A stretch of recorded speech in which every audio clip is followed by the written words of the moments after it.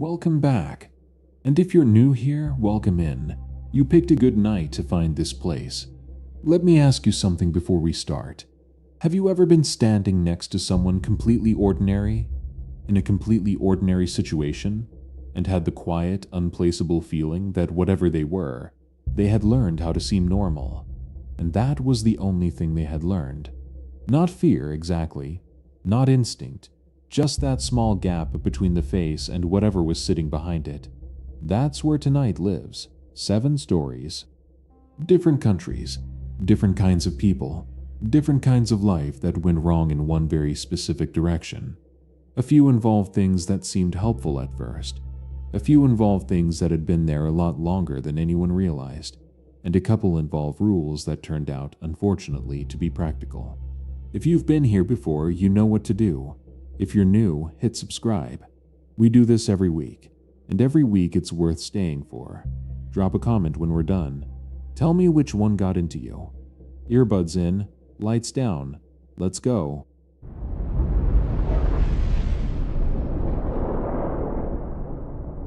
The 42nd guest? I'm going to be precise, because precision is the only thing that saved me from explaining all of this away entirely. I was 34 when it started. Accounts receivable at a mid-sized logistics firm in Namba, Osaka. The work involved a lot of numbers and very little conversation, which suited me. I had been on the same commute for 6 years, Kintetsu line from Fuse, transfer at Tsuruhashi, exit at Namba. I had timed it once early on, 31 minutes door to door on a clean morning. I kept the number the way some people keep a spare key they hope they'll never need. 6 years on the same line teaches you the regulars. You don't speak to them. You don't learn their names. But you register them the way you'd register anything recurring, because on a line this predictable. Anything that deviates stands out. The woman with the olive green roller bag who arrived 20 seconds before the doors closed. Never more, never less. The older man with the physical newspaper folded into quarters.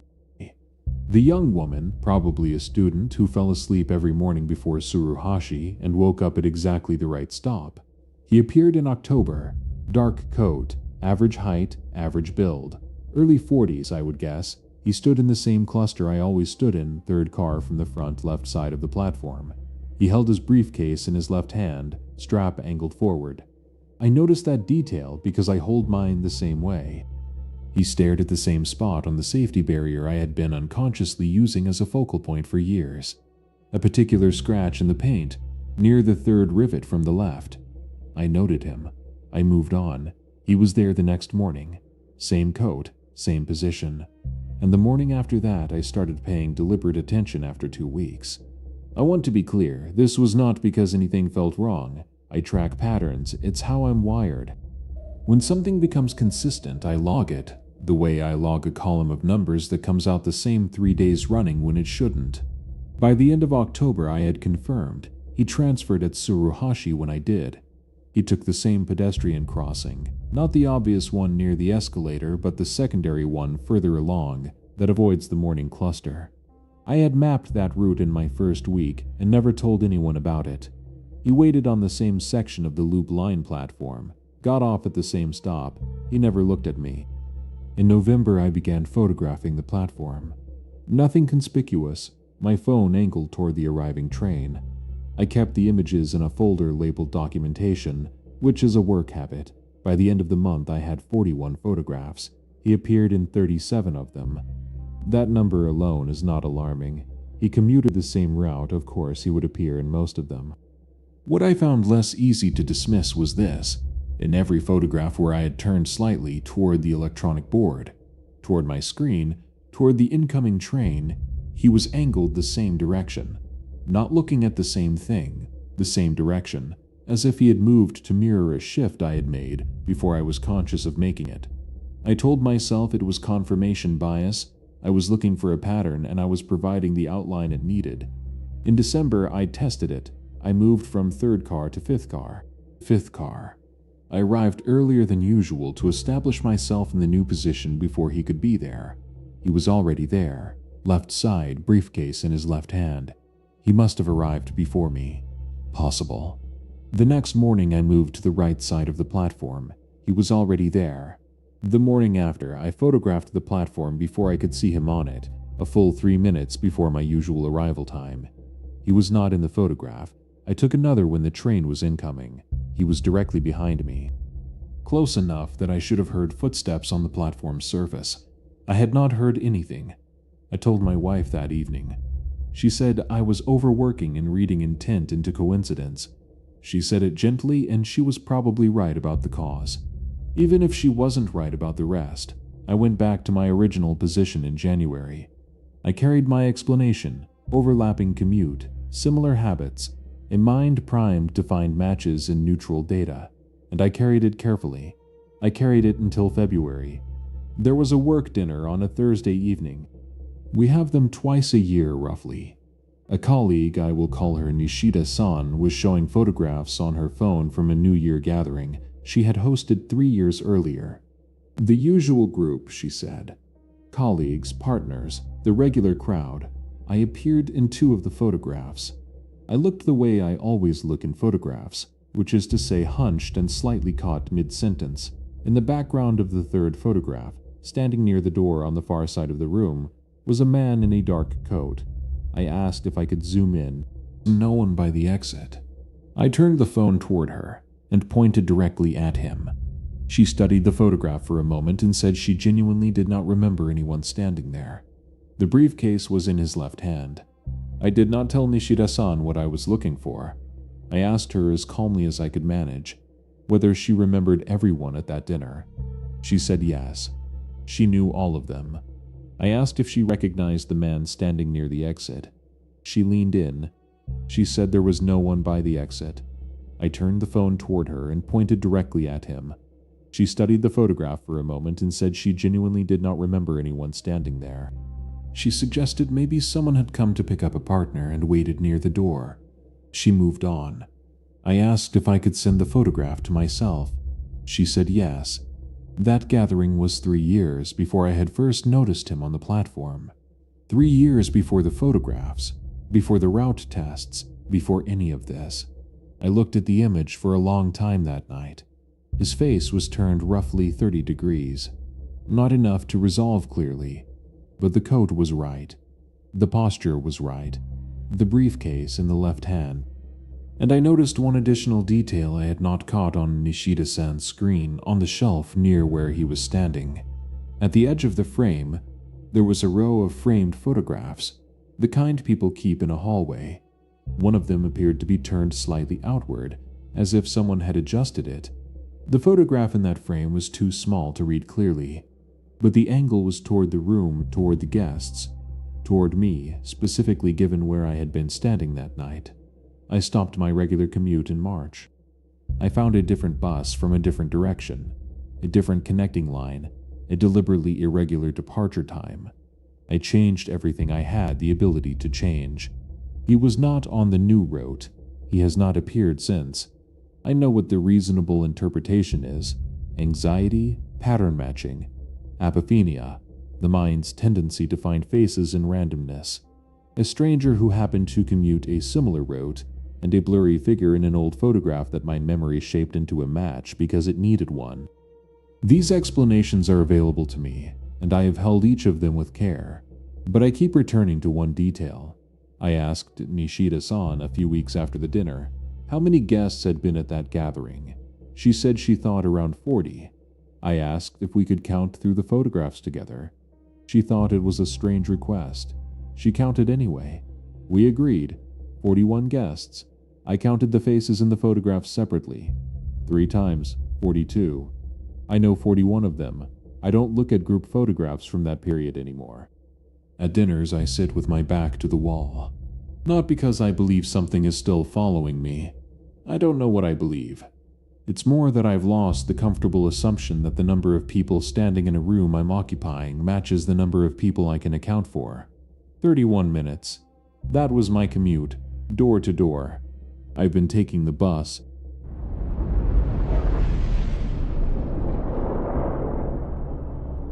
Three things you don't do at dusk.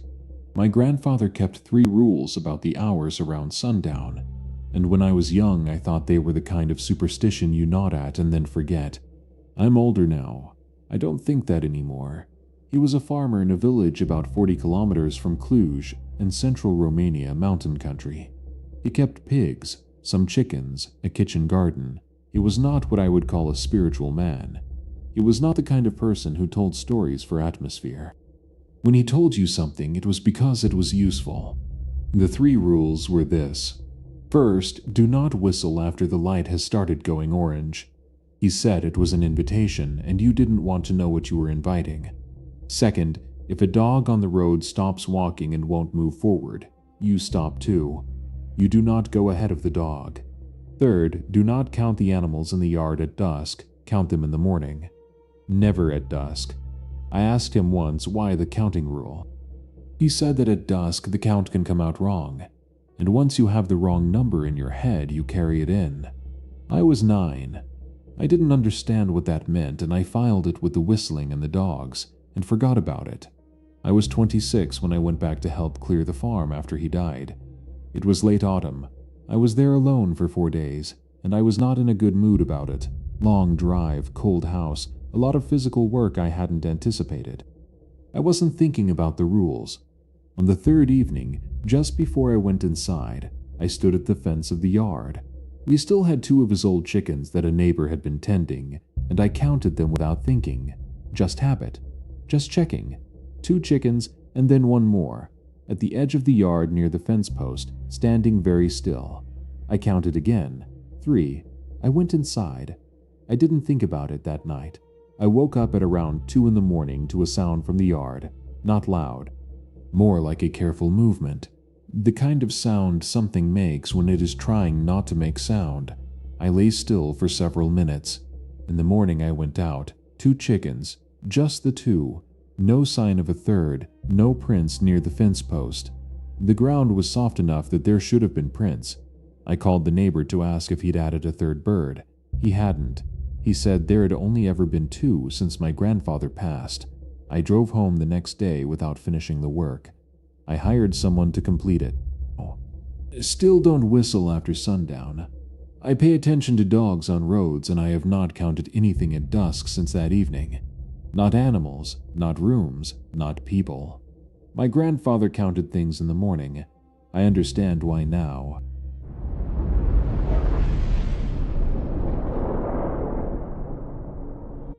Unit 107. I'm going to sound like I'm making excuses for not taking this more seriously at first, and honestly, that's fair. I was exhausted. I had been working 70-hour weeks for the better part of 3 months, and by the time anything actually registered, I had chalked up so many strange moments to sleep deprivation that my threshold for concern was probably in the wrong place. I was 29 and had just moved into a high-rise in Mapogu in Seoul. New job, new apartment, everything new at once. 18th floor. The building was nice, quiet, well-managed, the kind of place that sends email reminders about recycling procedures, and has a very tidy lobby. My neighbor directly above me in Unit 1107 was, according to the building notice board when I moved in, a woman named Park who worked for a telecommunications company. I say according to the notice board because I never met her. I heard her, or I thought I heard her. Footsteps above me in the evening, the specific sound of a wooden chair scraping across flooring, occasionally water running. Nothing unusual. The normal sounds of a building with people in it. I started noticing a problem in November, about 2 months after I moved in.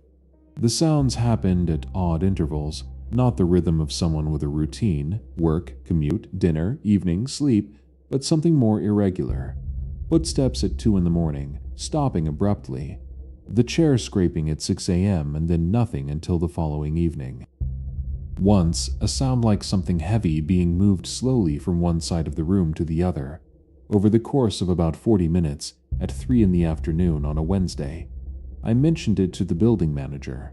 He was polite and vague. He said he would look into it. 3 days later, he sent me an email. He said Unit 1107 had been vacant since the end of August. I sat with that email for a while. I thought the noise insulation in this building is clearly not what the listing implied, and the sounds I've been hearing are from a neighboring unit not directly above. That's possible. Buildings carry sound strangely. I filed it and moved on. Then I had a visitor. A colleague came for dinner in December. A woman I'll call Cho-Yeon. She ate her meal, we talked for a few hours, and at around 9:30 she asked, quite casually, whether the person upstairs always moved around that much. I had not said anything about the sounds. I had not mentioned it once that evening. I asked her what she meant. She said she could hear someone moving overhead back and forth, like they were pacing. I told her the unit above me had been vacant since August. She stopped eating. We both listened. There were footsteps directly above us, slow, deliberate, moving from one side of the room to the other and then pausing, and then moving back. I went to the building manager the next morning and asked to see the unit myself. He was reluctant. He said he couldn't show a tenant another tenant's apartment. I reminded him the apartment was vacant. He took me up. The apartment was empty, no furniture, no boxes. The kitchen counters were bare, the closets were open and bare, the floors were clean. There was no indication that anyone had been there recently, except for one thing. Along the section of floor that ran directly above my dining area, there was a faint, repeated mark, shallow, the kind of thing you might make by wearing a path in a floor you'd crossed many times over a long period. An indentation in the laminate, slightly darker, running back and forth in a track that was roughly 4 steps long. The building manager said it must be from the previous tenant's furniture. I asked what furniture creates a track like that with no scratch marks, no pressure points, no furniture legs, just an even worn path. He didn't answer. I moved out in February. I gave a month's notice, returned my key card, and left. Thought about it since the rational version of events, and what I keep coming back to is not the sounds, which can be explained, or even the mark on the floor, which probably has an explanation I haven't found yet. What I keep coming back to is Cho-Yeon. She heard it without any context. She heard it in real time. She asked about it before I said a word, and whatever was walking around up there kept walking, slowly and evenly, until the moment we both stopped talking and listened. Then it stopped too.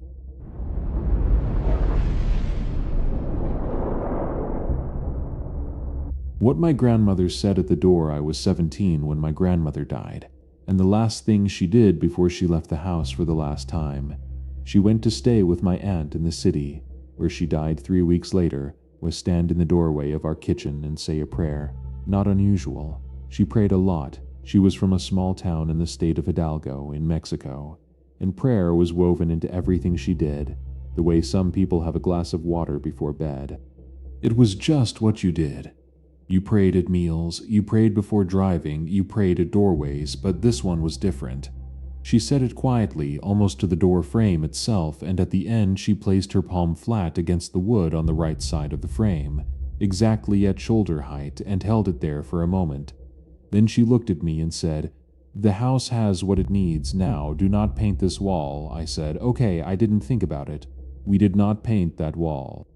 My parents asked me once if I remembered which wall she meant. I said yes. We had been in that kitchen my whole life, and there was only one wall I had ever seen her touch that way. And I told them, and no one painted it. 2 years later, my younger brother told me something without meaning to. He had been home alone one afternoon, and someone knocked at the front door. He answered it. A man stood on the step who said he was looking for a family with our surname. He said it calmly, like he had a list. He named 4 family members, all of them correct. He named my grandmother last. My brother said she had passed. The man said he knew and then asked if he could come in. My brother said no. He closed the door and the man left. The man had named our grandmother's given name. Not the name most people called her. Not the name that appeared in the newspaper notice. Her full given name. The one from her birth certificate. The one that my own father sometimes forgot and had to look up. My brother and I talked about it for a long time. We don't know who the man was or what he wanted, but I have looked at the kitchen door frame since. That handprint, where my grandmother pressed her palm into the paint, is still visible if the light is right, still there, slightly worn into the surface, the palm and 4 fingers. We have not painted that wall. We don't know what she put there, but we are not in any hurry to take it down.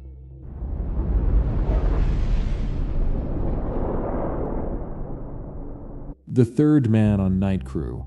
I'm going to say this plainly because I don't have the patience for anything else. I worked night shift at a metal fabrication plant outside Youngstown, Ohio for 11 years. I know what that environment is. I know every sound that plant makes. I know every draft. I know which lights flicker and why. I know when something is off. I'm not a person who imagines things. I'm not a person who gets spooked. So when I tell you something was wrong, I need you to understand that I am the last person who should have been the one to notice it. Our night crew ran with 2 people. Me and a man I will call Denny. Denny and I had worked the same shift together for 4 years. We had a system. We didn't need to talk much. I ran the press side. He ran the finishing line. We did a walkthrough at 2 a.m. We clocked out at 6. That was the job. That was the whole job. In September, there was a third person. I don't mean we hired someone. I mean there was a third person on the floor and I had no idea who had authorized it, or why nobody told me. I assumed Denny knew. I assumed management had brought in a temp and told Denny and Denny had forgotten to tell me, which would not have been the first time. The person was male, medium build, and the right kind of workwear. Safety vest, helmet, boots. He was on the far end of the floor, near the storage racks, doing what looked like an inventory check, moving slowly and methodically along the shelving units, stopping, moving again. I didn't approach him that first night. It was 2 in the morning and I was focused on my side. I mentioned it to Denny during the walkthrough and Denny said he hadn't seen him. Denny assumed management. I assumed Denny. We left it. He was there the next night. Same area. Same slow movement along the racks. I was annoyed. I told Denny, if someone was going to be on my floor during my shift, I should be informed. It's a safety issue. I walked across to talk to him. He was gone by the time I crossed the floor. The racks were unoccupied. I checked the nearest exit. The exterior door requires a badge swipe, and the log showed no exit in the past hour. I checked the log for his entry. Nothing in the past 3 hours except me and Denny. I told Denny. Denny said he'd been watching from his side and had seen the guy walking the racks for a solid 20 minutes. Then he was just gone. We checked the building. Nothing. This continued for 6 nights. Same person, same area, same methodical movement along the storage racks on the far end.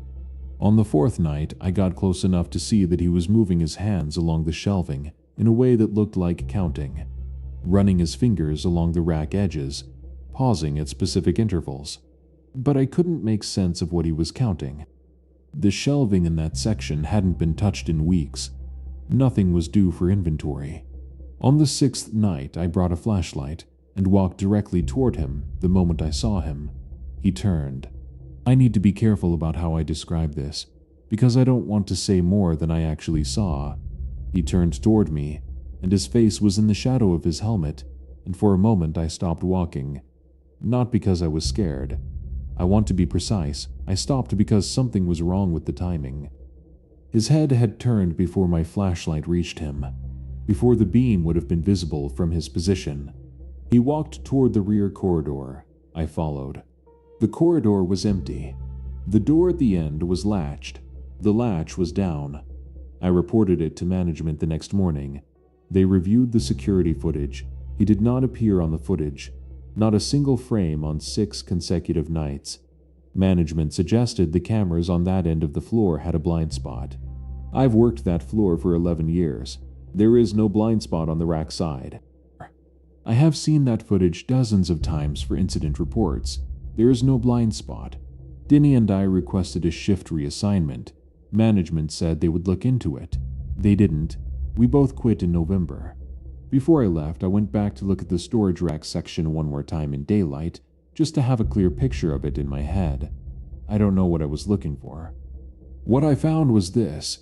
The rack section that he had been moving along night after night held components we hadn't touched in at least a year-old stock, obsolete parts, stuff that should have been cleared out in the last inventory cycle but never was because nobody prioritized it.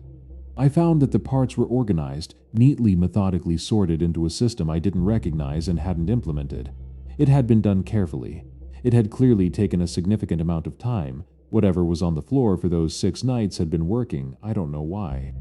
I don't know what it needed to know about that stock. I don't know what it was going to do with whatever it was counting. I just know it was thorough, and I know it knew how to look like it belonged.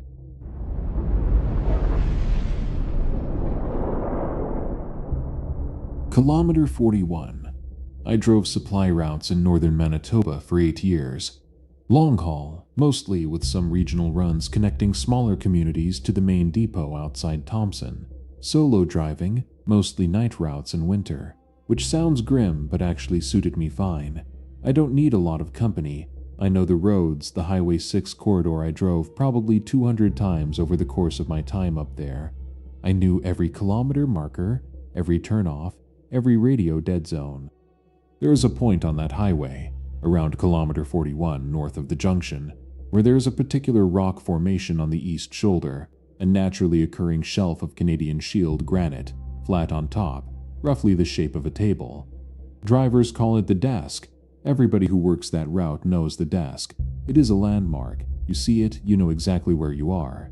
In January of my 6th year, I was doing an overnight run, standard load, on remarkable conditions, cold but clear. I passed the desk at kilometre 41 at roughly 1:30 in the morning.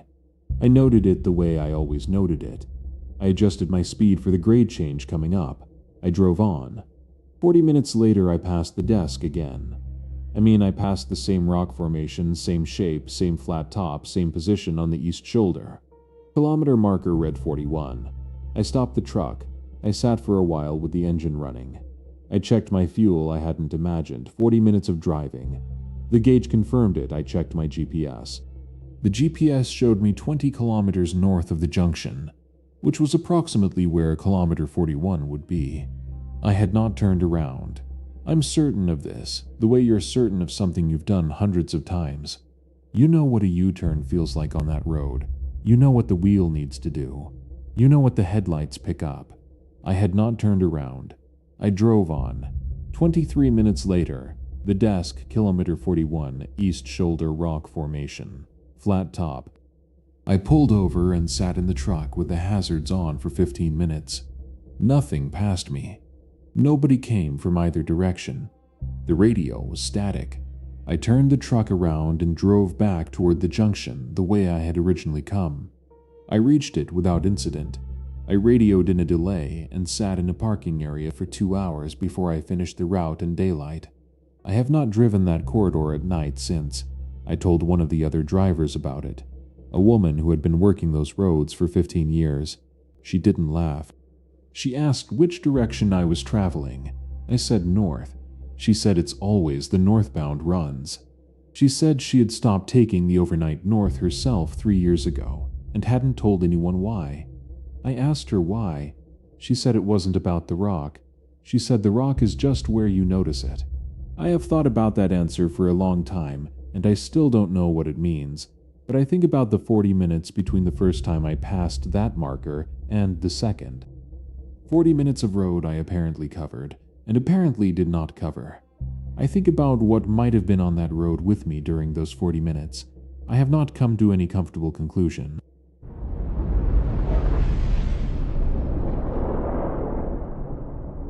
The thing my uncle kept closed. My uncle Emeka died in October, and because I was the one family member, without pressing obligations at the time, I was the one who drove to his house in Enugu State to collect what needed collecting. I should say first that my uncle was an organized man, a retired secondary school headmaster, disciplined in his habits, particular about his things. His house was tidy. He kept records. He labeled boxes. When I arrived, I found his papers in order, his valuables listed and set aside, his clothing folded.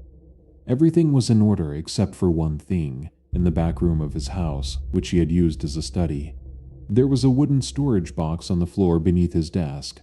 It was a carved piece, fairly old, the kind of thing you see in homes that have held things for a long time. The carvings on the lid were figures, people, animals, shapes I couldn't name. The lid was fitted, not hinged, the kind of lid you press down and twist. My uncle had written on a small square of paper, folded and placed on top of the box, "Do not open this." I will explain in the letter. There was no letter I could find. I went through his papers for 2 full days. No letter. The box was present in a photograph my cousin sent me from a visit 3 years earlier. In that photograph, the box was in the same position, under the same desk, lid closed. My uncle was visible in the background of the photograph, seated at the desk, writing something. His back was to the box. He appeared completely relaxed. In the same photograph, there was something I did not notice until my second or third time looking at it. The lid of the box was not exactly flush. It was open, very slightly, at one edge. Not more than a centimeter, just enough to suggest that whatever was inside, if anything was inside, had the gap it needed. I do not know how to explain the next part except to describe it plainly. On my second night in the house, I woke up at around 3 in the morning to the sound of something moving in the study. Not loud, not dramatic, more like the careful settling sound of something finding a comfortable position. I lay still for several minutes. The sound stopped. In the morning, the lid of the box was closed, flush on all sides, perfectly fitted. I had not touched it. I called my aunt, my uncle's wife, who was staying with another family member nearby. I asked her about the box. There was a pause on the line. She said my uncle had carried that box with him from his own father's house 30 years ago. She said he had told her once that the box had been in the family longer than anyone could accurately recall. She said he had told her 2 things about it: that it was not to be opened, and that it was not to be left behind. I asked what she meant by not to be left behind. She said it needed to go with us. When we moved, when we left a place, it came. You did not leave it in an empty house. I asked her what my uncle had believed was in it. She was quiet for a moment. She said he didn't think something was in it. He thought something had been near it for so long that the two had become difficult to separate. I brought the box home with me. I did not open it. It is currently in the back of a wardrobe in my spare room, lid down. There has been no sound from that room that I can specifically attribute to it. It is currently in the back of a wardrobe in my spare room, lid down. There has been no sound from that room that I can specifically attribute to it. But there is one thing that has changed since I brought it home, which is that I sleep more lightly than I used to. Not badly, just more lightly. Like some part of me has decided to stay alert in a way it didn't need to before. My uncle lived alone for the last 4 years of his life. His wife had moved to Lagos to be near the grandchildren. He was in that house alone, with the box under the desk in his study, for 4 years. He died peacefully, apparently. The neighbors said he seemed well. They said they sometimes saw a light on in the study late at night. I have thought about what it might have been like, living alone in a quiet house with a thing you couldn't put down and couldn't explain. I have thought about whether he found it lonely or whether, after 30 years, he had simply made his peace with it. There is one question I can no longer stop asking, which is this. The letter he mentioned, the one that would explain, was it written for me, for whoever came to the house? The thing you couldn't put down and couldn't explain. I have thought about whether he found it lonely, or whether after 30 years he had simply made his peace with it. There is one question I can no longer stop asking, which is this. The letter he mentioned, the one that would explain, was it written for me, for whoever came to the house, or was it written for the box?